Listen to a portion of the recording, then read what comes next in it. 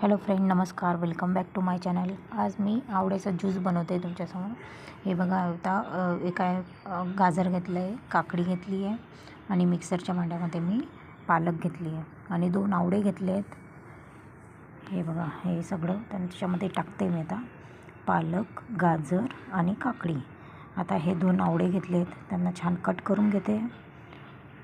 हे छान बारीक बारीक कट करून घेते. आवळे कट झाले आहेत. आता मी त्याच्यामध्ये ओली हळद टाकते, थोडीशी हळद. नंतर थोडंसं अद्रक टाकणार आहे. थोडंसं अद्रक घेतलं आहे.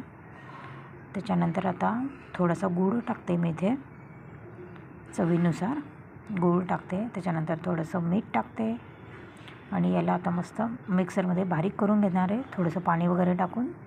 आता बघा, हे आपलं बारीक झालेलं आहे. आता याला छान गाळून घेते. छान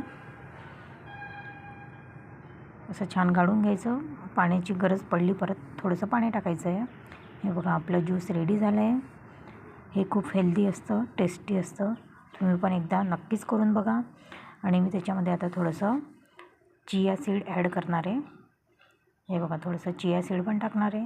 थोडंसं तुम्ही काळं मीठ पण टाकू शकतात, चाट मसाला टाकू शकतात. खूप हेल्दी असतं आणि टेस्टी पण असतं. तुम्हाला आवडलं असेल तर लाईक करा.